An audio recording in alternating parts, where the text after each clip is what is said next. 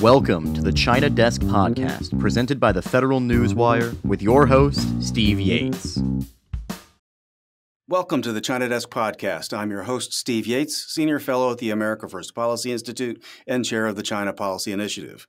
A reminder to our audience for whom we are most grateful. Viewers can watch the China Desk on YouTube or subscribe to hear all our interviews on Apple, Spotify, and most other podcast providers. We welcome you to check out our website and show archive at ChinaDeskPodcast.com. You can also access our podcasts at thefederalnewswire.com. My guest today is Michael Quinn Sullivan, publisher of the Texas Scorecard and host of the Texas Minute podcast. He's a native Texan, a graduate of Texas A&M, and an Eagle Scout.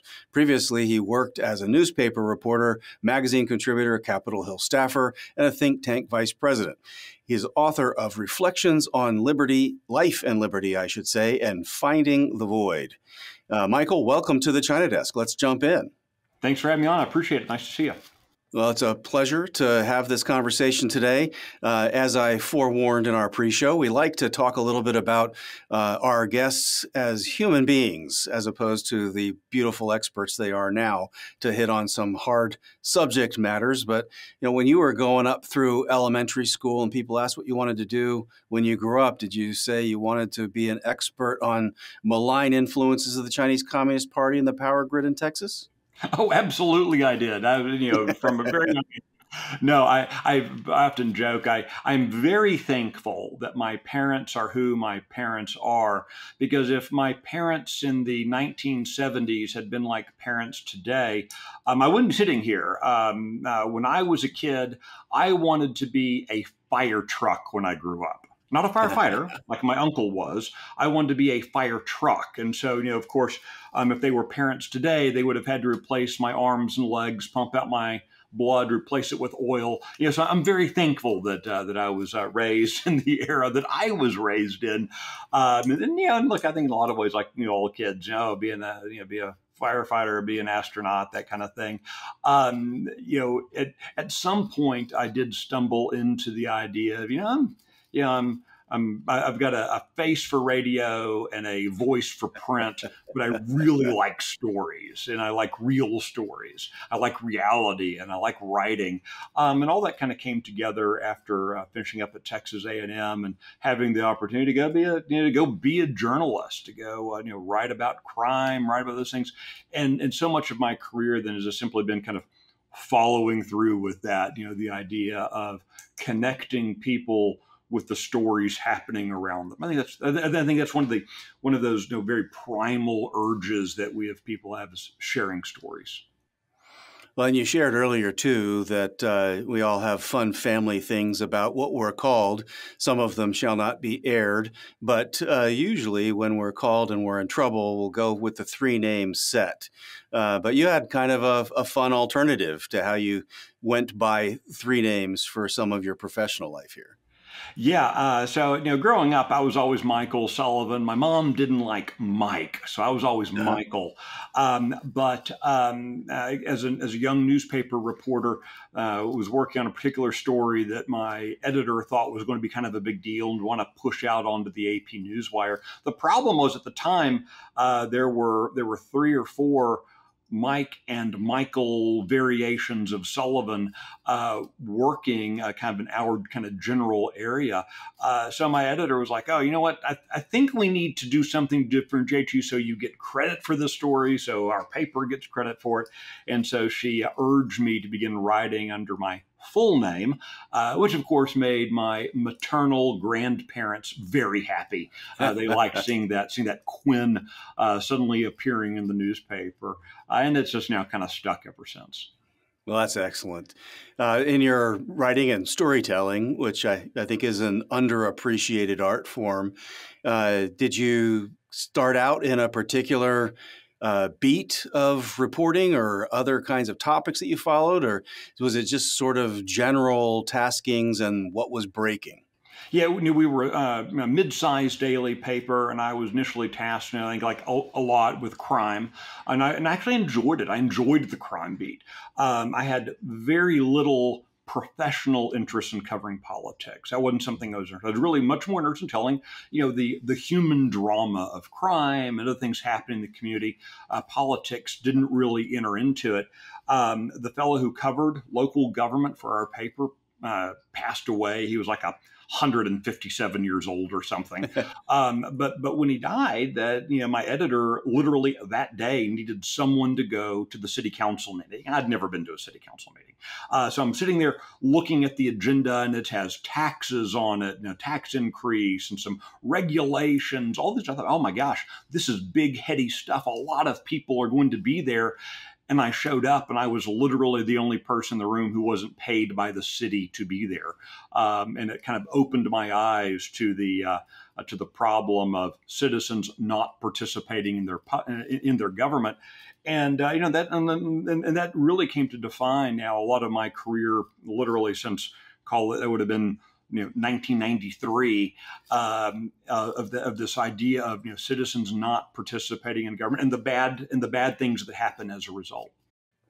Well, that really resonates with the topic that brings us together today, and it's your storytelling documentary on the challenge to the Texas power grid and the national security risk presented by that, and the potential for malign influences from outside parties that don't have our best interests at stake, say, for instance, the Chinese Communist Party. Can you share with us a little bit about what brought you into taking on that as a particular topic for journalism and documentary narrative? Yeah, I wish I could say I started out with this passion for exposing China and exposing the flaws of the green energy movement.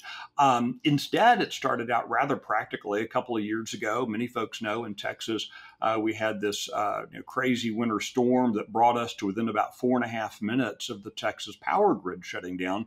And up until that moment, my only real passing thought of the power grid was my monthly electric bill. I was aware that there were some of the members of our legislature who were concerned about the grid's reliability as related to man-made disasters or natural disasters, but it never really occurred as it occurred to me as a problem. But then earlier this year, we're having this discussion about, again, these problems with the power grid and the unreliable energy source. Well, it was kind of interesting, wind and solar and how we put so much onto that, which then led to the realization that green energy isn't about green energy. Green energy is actually about funneling cash to China. China has taken advantage of our kind of cultural shift in the United States to push for renewable power. They've taken advantage of it and used it to their benefit. And that's when we realized there's a story to tell here. In your probe into this in the Texas side, have you found echoes of it in other states in particular? Have people reached out to you and said, hey, what you're talking about here is happening elsewhere around the country too? Yeah, and if I can cop to any regrets with our documentary, is that look, I'm a Texan, and I view the United States map as Texas and not Texas. All the rest of you people, I'm sure, are very lovely people, but you're not in Texas, right? But I think what we recognized, kind of working through this, was this is a national story. It's not a state story. One, Texas is the 8th largest economy on the planet. Something happens to the Texas economy, all you people are in trouble too, by the way. Y'all have as much of a vested interest as we do in the Texas grid in that regard. But the policies being implemented in Texas are mirrored on the eastern grid. That's basically from Oklahoma to the east, and the western grid, which is everything else in the country. The same kind of policies, in large part because those policies have been driven by the Biden administration and by, the Bush administration and the Obama administration and even the Trump administration, allowing a lot of these policies go into effect for pushing green energy. Some of it possibly well-intended, some of it possibly not well-intended. Well, you can be forgiven for looking at Texas. After all, the event that's put put you on this path was the power grid, which conspicuously covers Texas. And Texas is the only state that really has its own, which is actually just perfect out of central casting. But I think there's some really important lessons to learn from this.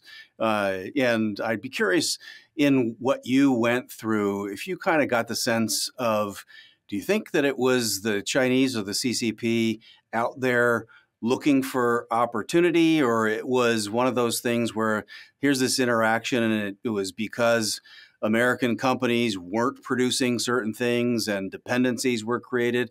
How do you think that the dance started? Yeah, I think a lot of this started again. It's the idea we want renewable energy, green energy, solar and wind. Now, remember, solar and wind are not actually very environmentally friendly. The end product looks environmentally friendly, but the construction is anything but. In order to get there is anything but. The kind of ecological damage you have to do to produce a solar panel or many of the parts in a windmill, no one would allow to happen in the United States. We would not do the kinds of things to our land that you have to do in order to mine and prepare solar panels and windmills. What's one place on the planet that's more than happy to do that is China. China, a nation that cannot feed its own people. It has to import the food necessary to feed their people every day. They don't have much in the way of oil and natural gas. They have a little bit of coal, so they have to import their energy also. So China, and look, they may be evil, as one of the folks who interviewed said, but the Chinese Communist Party is not stupid. China recognized this confluence of events that they had in place where Americans were eager to take on unreliable energy sources. And so China was willing to step up and provide them, doing the ecological damage and doing the kind of the humanitarian damage that's required for the kind of, for the physical toll it takes to do this kind of work. China was willing to provide it. So China has now in some ways become, if you think about it, an energy exporter, because they export all these windmills and windmill parts and solar panels to the United States, a complete reversal of where they were, call it 15 years ago. Well, it definitely creates a different dependency relationship. And in the eyes of the Communist Party of China, that is, I think, translated into the word leverage. How do you sense they might be looking at this? Is this just leverage to shift wealth, technology, profits, access, opportunity, something people would not necessarily see as a grave national security threat? It could be an economic security threat. Or do you see other kinds of considerations in this kind of dependency? Yeah, I think there are several ways that you see this dependency playing out to our detriment and to China's benefit.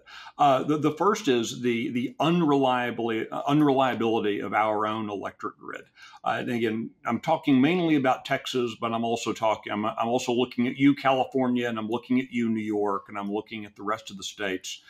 Just as they all have the same problem. We have an inherently unreliable electric grid. Texas put it on steroids. 30 to 50% of our daily power grid is coming from wind and solar. Solar fails every day at 6 p.m. When the sun sets, the solar panels stop working.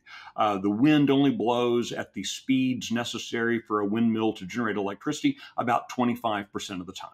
So when you're putting somewhere between a quarter and half of your power grid into unreliable energy production, you're going to have problems economically. You're not going to be powering the physical plants, the data centers, all the things you need to be powering. So making our economy weaker is a benefit to China.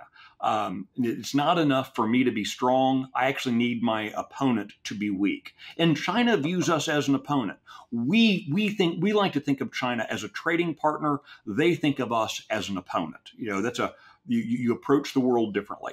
The second way it impacts, again, staying with the economics, is we're sending cash to them that they would not otherwise get. Billions and billions of dollars. Chip Roy, a U.S. congressman from Texas, sat down with me and he kind of walked through the amount of money just from federal subsidies that are making their way to China because of solar and wind energy policies. So that's meant billions of dollars flowing into Beijing's coffers that they would not have otherwise.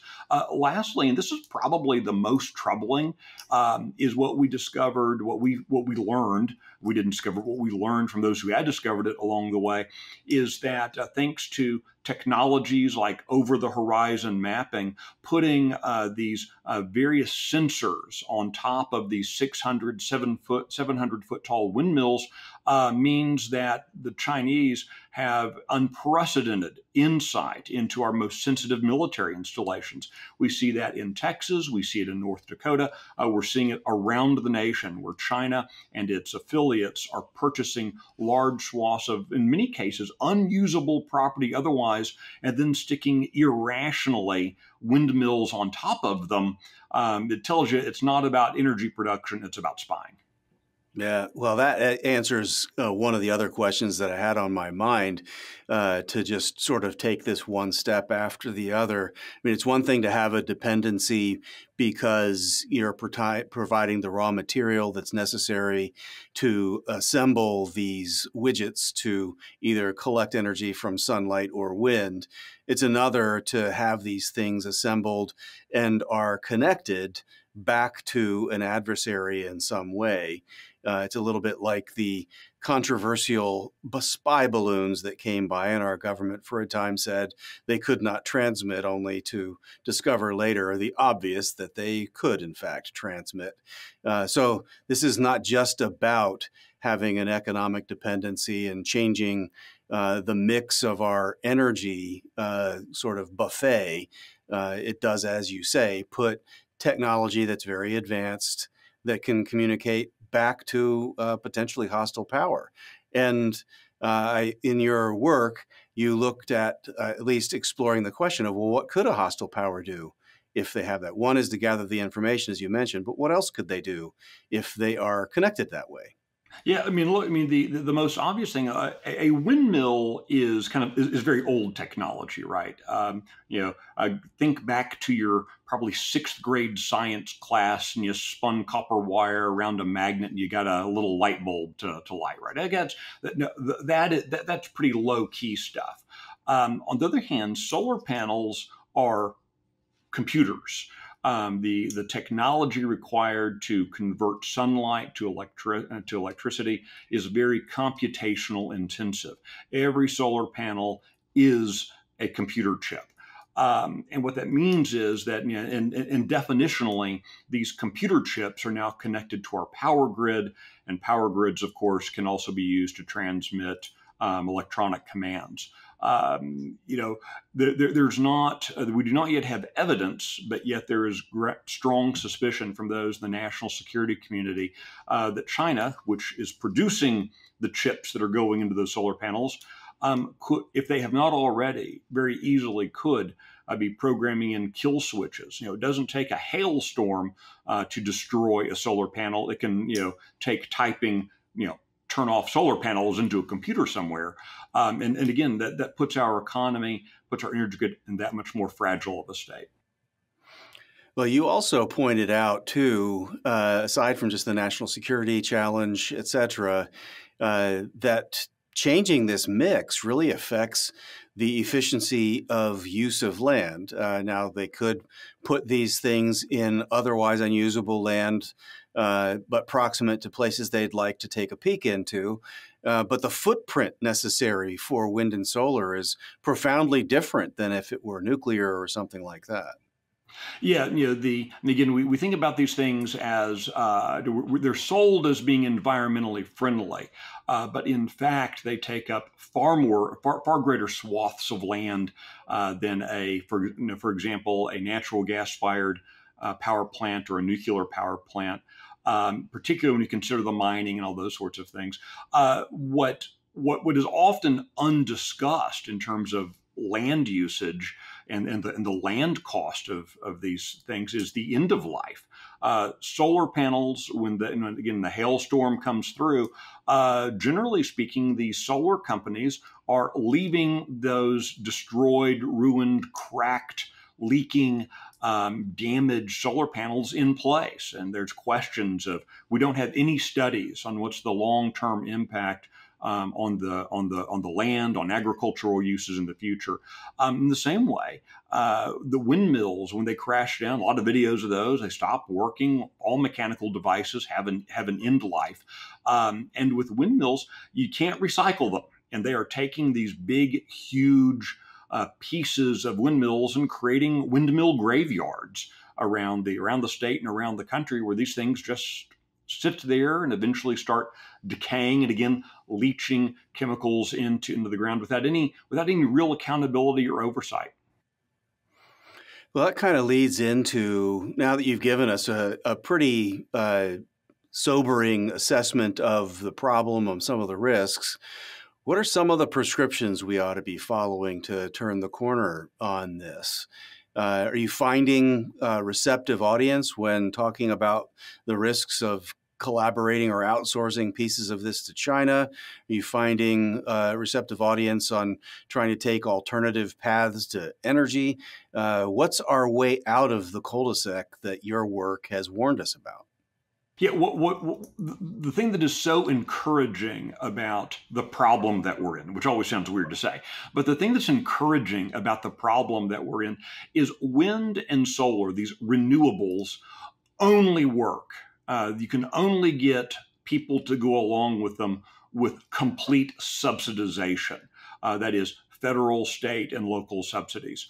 If any one of those subsidy streams goes away, so too do the Americans playing investment games with wind and solar. Wind and solar, no human being would spend their own money investing in wind farms and solar fields. No one would do that. They're not efficient or effective as a way to make money. The only way they work is through subsidies.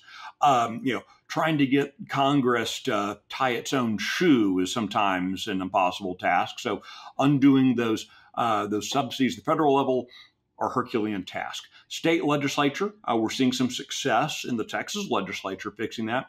But the place that they are most sensitive is at the local level. School districts and cities and counties and their analogies in the various states. All those folks are doing subsidies also. And those are the places where typically we as citizens pay the least amount of attention to. Ironically, our schools that can do great damage, most of us don't pay attention to. But yet, in this case, by citizens putting a little bit of pressure on their school boards, on their city councils, on their county governance structures, they're able to stop, in many cases, these windmill farms and the solar fields from going into play. So, there is hope for citizens to take action, but it does require taking action.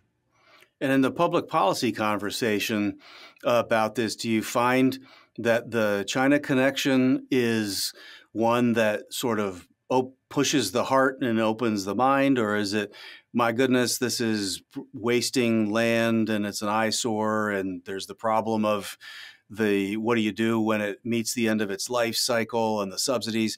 What do you see as sort of the push button on it, and how would you put the China part of that in perspective? I think the China part of this has certainly got a lot more attention. I think that, in the past, when folks have tried to talk about windmills, particularly talk about, they're eyesores, they make weird noises, and that's true. They are. If you have to live there and look at them all day, they're kind of ugly. If you stand close enough to them, they do make some weird noises. But if you're a suburban family, you're never going to be bothered by that. So that argument falls short. Too many of us, quite frankly, have gotten fat and happy as it relates to our electricity. Most people just assume when they press the button, the light comes on. When they set the thermostat, the temperature gets to be what they like. We don't think about it enough. And that's where the danger lies. And so I think that by folks seeing the tie between will the light turn on and what designs they have for us, really has gotten a little extra attention perhaps to this issue than maybe just talking about, windmills killing birds or solar panels being ugly on a blight on the roadway. And I think that's where in many ways a sad reflection on us that it takes an existential threat to get us interested. But honestly, the existential threat is so real, we need to be interested. And just as sort of the public policy ecosystem, take Texas as an example, you have a grid that is contained to the glorious state of Texas. Then that makes it under the jurisdiction of a governor, and you got your legislature there. How would you describe as sort of the health and progress of the conversation among those actors to recognize this appropriately, and are things in action to try to turn the corner on it? Fortunately, our governor and our lieutenant governor and our Texas Senate seem very intent on fixing this, from all aspects of it, recognizing the problem of China owning land and Chinese agents owning land in Texas on which they're putting windmills that they're plugging into our electric grid. They understand kind of all components of the problem. The Texas House, I think we have a majority of members of the Texas House understand the problem. Unfortunately, the leadership in the Texas House, despite being Republican, has not wanted to take on the issue for whatever stupid reasons. I think, though, that members of the Texas House in 2025 are going to be more open to addressing the issue than maybe they have been in the past for a variety of political reasons.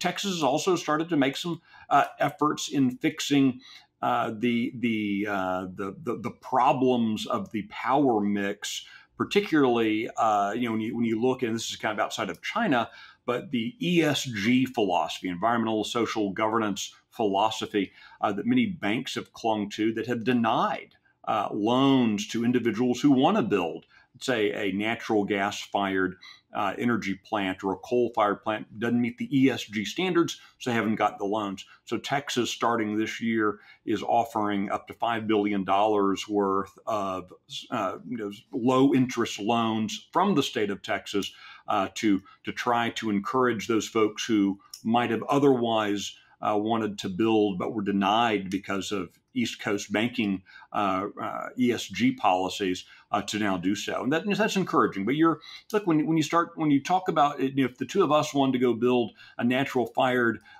gas fired plant, you're talking 2 or 3 years to get that thing online. If you want to pretend like we might have a chance of getting nuclear someday, good luck getting through that Byzantine mess in Washington. But even if we could, that's a 20 or 30-year project to get a nuclear power plant online in kind of the best case scenario right now in the United States. And so anything we can do helps. But again, we're 2 or 3 years out probably from fixing the Texas power grid.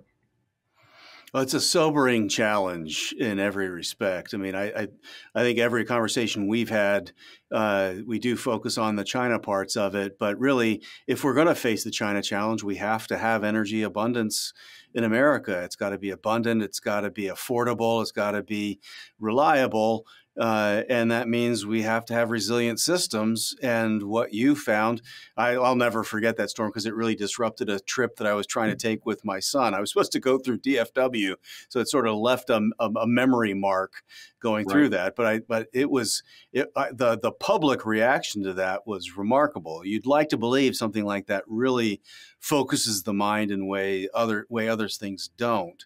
So I commend you for pulling these things together. But as you were going after this particular niche that is looking at the power grid and the green energy, renewable energy sector, did you happen to also come across other areas of potential malign influences of the CCP that kind of added to issues of concern and interest for follow-up on other stories to tell? Yeah, fortunately, I think the one thing that did strike me outside of kind of the energy grid problems, and it's something that my organization has reported on now a couple of years ago, and I kind of thought it had gone away, and that was the Red China spending big to infiltrate our institutions of higher education.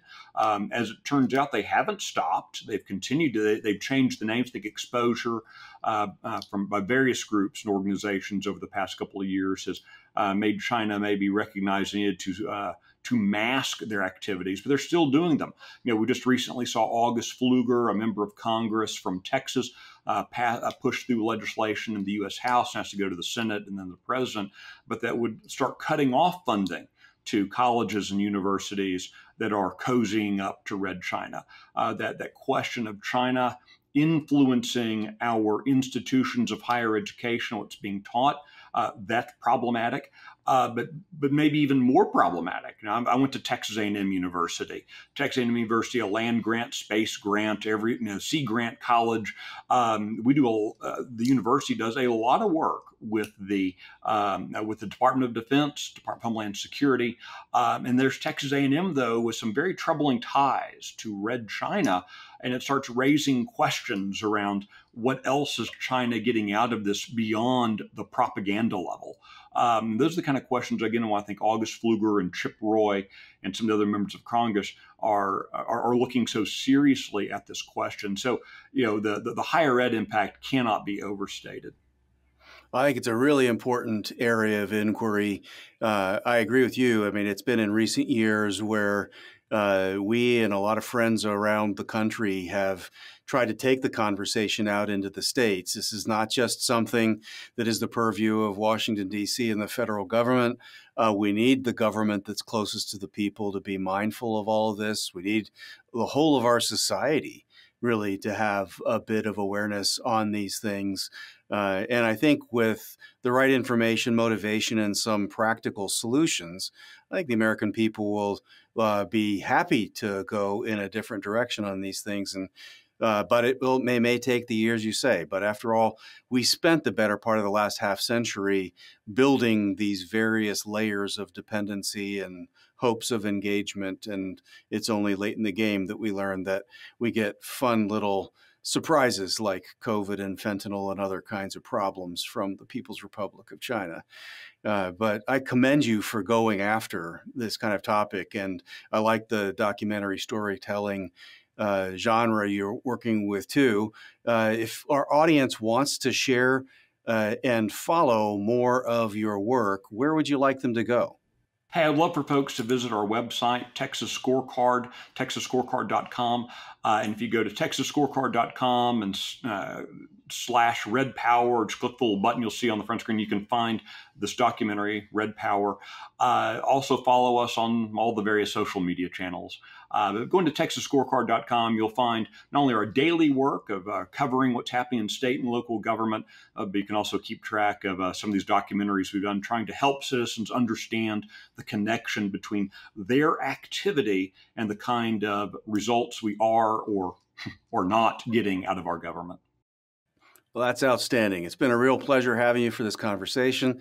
For our audience, if you enjoyed today's China Desk conversation, please tell your friends, consider subscribing, and visit ChinaDeskPodcast.com. Thank you for joining, and a special thank you to Michael Quinn Sullivan for sharing his perspectives. Until next time, I'm Steve Yates, your host here at the China Desk. Thank you for listening to the China Desk podcast, presented by the Federal Newswire and hosted by Steve Yates. Check out the Federal Newswire's family of websites, as well as their social media stream.